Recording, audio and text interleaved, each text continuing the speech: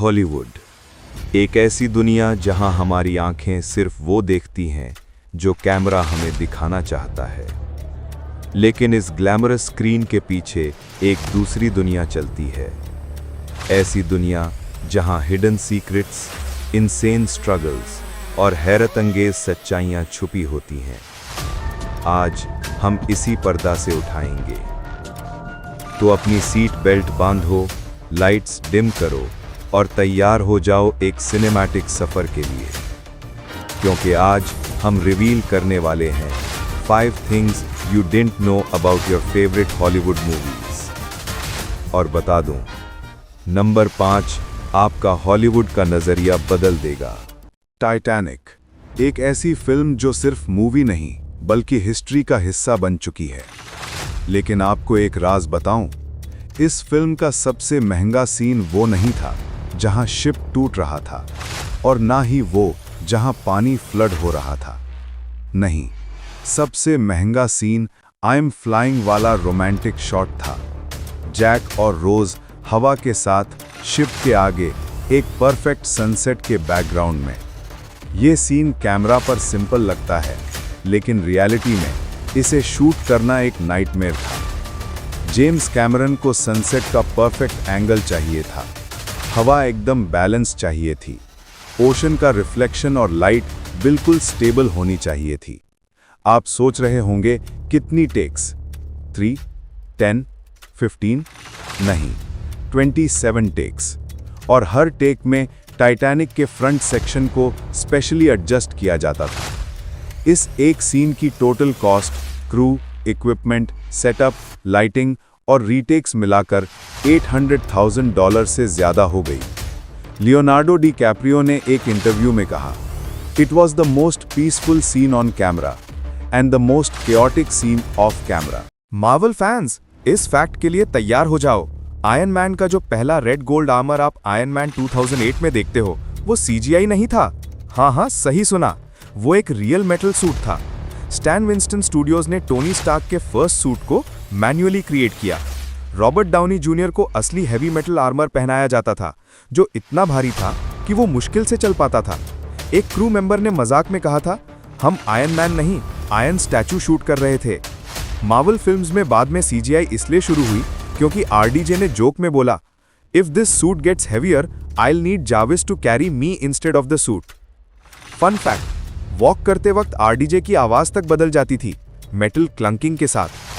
आखिर MCU ने decide किया, अगर आयरन मैन को जिंदा रखना है तो सूट को CGI करना जरूरी है, और तब से आज तक हर आयरन मैन आर्मर स्क्रीन पर डिजिटल मैजिक होता है। द डार्क नाइट का जोकर सिर्फ विलन नहीं, एक कल्चरल फिनोमिनन था। लेकिन हीथ लेजर की जो टेरिफाइंग लाफ थी, वो रैंडम एक्टिंग नहीं थी। हीथ लेजर ने एक रेयर न्यूरोलॉजिकल डिसऑर्डर पर रिसर्च की, कॉल्ड सूडो बल्बर इफेक्ट, जिसमें पेशेंट्स बिना वजह, बिना कंट्रोल, इनअप्रोप्रिएट मोमेंट्स पर भी अनस्टॉपेबल लाफ्टर करते हैं।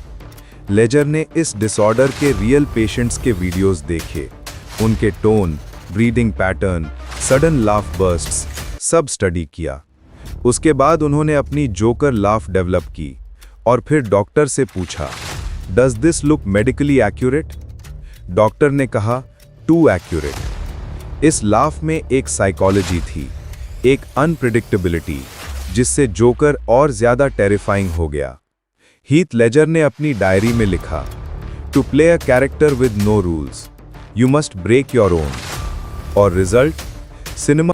हैरी पॉटर के फैंस, आपको ये सुनकर बहुत मजा आएगा।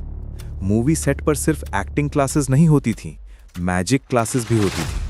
वार्नर ब्रोस ने प्रोफेशनल मैजिशियंस और इल्यूजन एक्सपर्ट्स हायर किए, जो एक्टर्स को वॉन्ड हैंडलिंग, स्पेल मूवमेंट्स और सिनेमैटिक मैजिक जेस्चर सिखाते थे।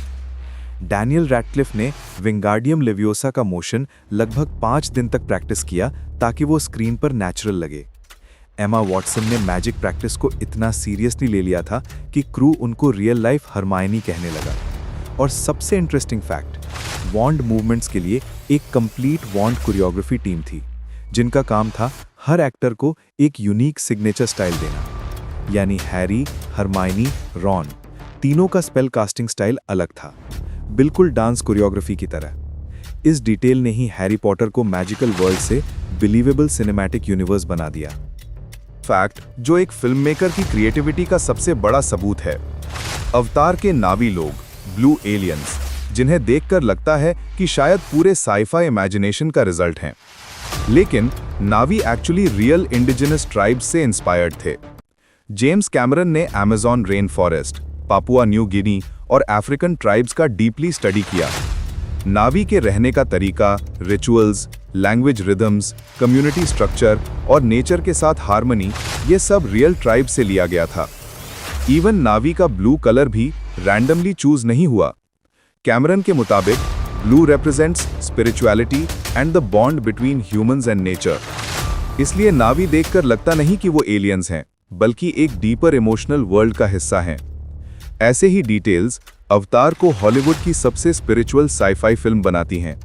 वुल्फ ऑफ वॉल स्ट्रीट और वो अनस्क्रिप्टेड मोमेंट हॉलीवुड की हिस्ट्री का सबसे पावरफुल इम्प्रोवाइज्ड सीन बन गया मैजिक। तो ये थे 6 राज जो शायद आपने पहले कभी नहीं सुने होंगे। हॉलीवुड सिर्फ एंटरटेनमेंट नहीं, एक यूनिवर्स है जहां हर सीन के पीछे hundreds of people, thousands of ideas और काउंटलेस हिडन स्टोरीज होती हैं। अगर आप चाहते हैं कि हम part 2 Hollywood secrets that will blow your mind बनाएं, तो नीचे कमेंट में पार्ट 2 लिखें। और अगर आप चाहते हैं कि हम किसी स्पेसिफिक मूवी के हिडन फैक्ट्स कवर करें, तो मूवी का नाम लिख दें। मैं हूं आपका host and this is the good life cinematic experience. See you in the next episode. Till then, lights, camera, good life.